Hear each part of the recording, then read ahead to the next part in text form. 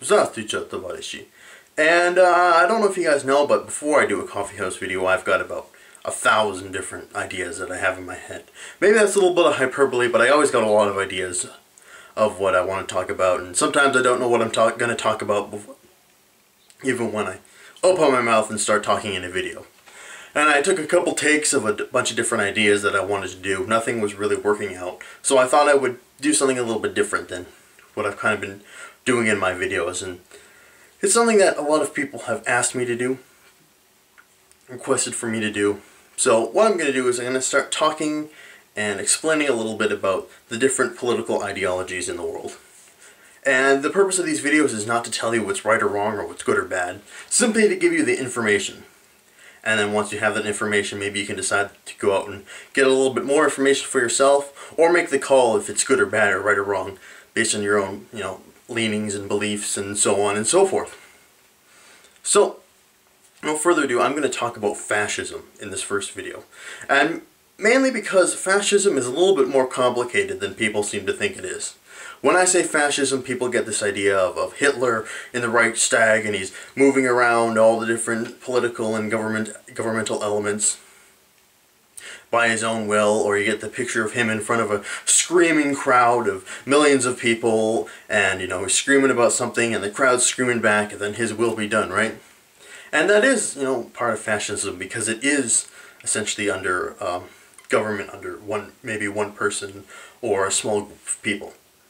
But what's unique about fascism that you don't find in any other political ideology is that no sets of fascism are ever the same. And by principle, they can't really be the same, because fascism intertwines itself with the national identity of the people of that country.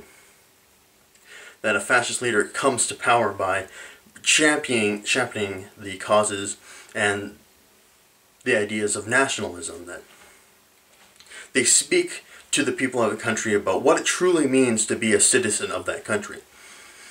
And to explain a little bit, let's go back to when fascism sort of first started arriving, giving a little bit of pretext to start fascism in Italy. And it kind of started after World War I. Italy was a fairly big player in World War I. I mean, they lost a lot of people in that war, more people than they lost in World War II.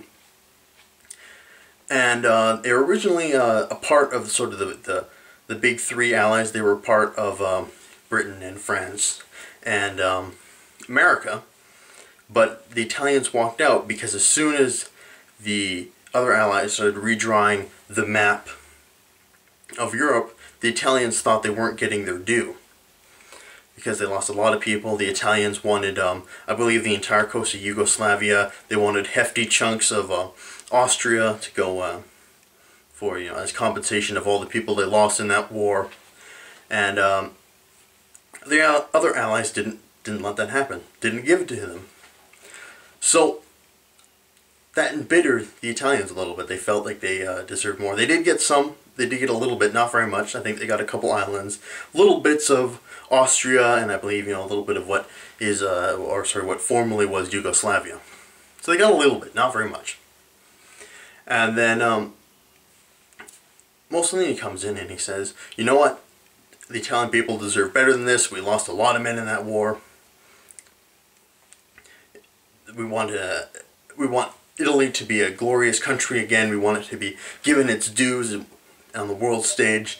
Come, follow me. I'm going to raise Italy back up to that glory. We're going to make a new Roman Empire and make sure everybody knows just how awesome and fantastic Italy really is."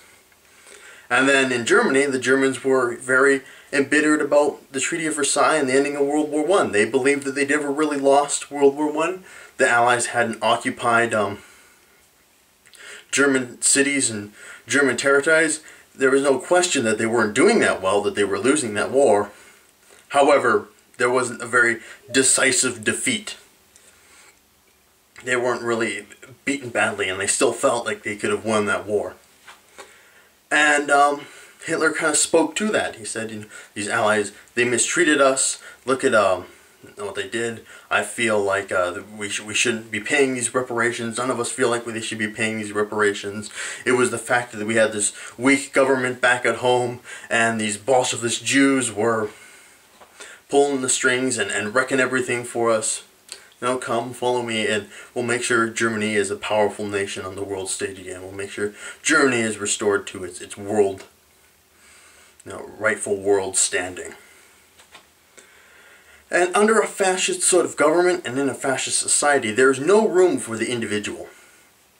The individual is non-existent. The mass of the people is organized and mobilized into an organ or a machine, if you will. Its sole purpose is to betterment the country, for the betterment and sort of pride and national standing of the country you happen to be in.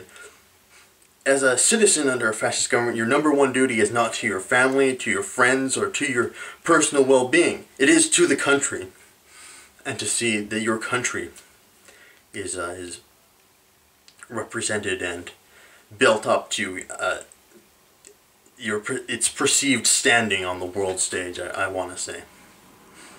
And I want to, before I kind of end this, I want to bring a little of a cautionary tale, if you will. When I talk to people about fascism and how it arose and everything, there's a little bit of arrogance in North America. Kind of people from Canada and America kind of, scoff a little bit and say, oh, we're never going to be swindled by some dude with a square mustache. And fascism like that will never ever rise here in America or Canada. We're so much smarter than the people in Europe. We're so much, better, and the circumstances aren't the same, and so on and so forth. And to an extent, those people are right. That fascism, if it were to arise in Canada or America, it would not happen in the same way it did in Europe. It would be Canadian fascism or American fascism. It would intertwine itself in what Canadians and Americans believe it is to be their nationality. That in America, their American symbols would be rise to status of glory, and leaders would speak to America being given its rightful dues on the world stage, that the betterment of the country is above all your number one duty. And, so on and so forth. So, don't think that it won't happen here. It just won't happen the same way that it happened across the ocean. So, I think I've said just about everything I can say in this little time frame that I'm given, in this little 10-minute time frame. I want to thank you guys for watching, and if you guys want to get a hold of me, in all honesty, YouTube messages and comments is not the best way to do it. I do read as many comments as I can. I don't reply to them a lot, just because once you start replying in the fail system of YouTube comments, things just become a horrible mess, and I can't tell who's replying to me or who's replying to somebody else, and it's just a headache. So, if you got a question, comment, response, best way to get a hold of me is to add me up on Facebook. I'll leave my information there in the video for you. And other than that, I hope you'll join me next time, where I'm not sure what I'm going to talk about. I'm probably going to flip a coin between liberalism and communism. But I guess we'll see. Anyway, you guys take care.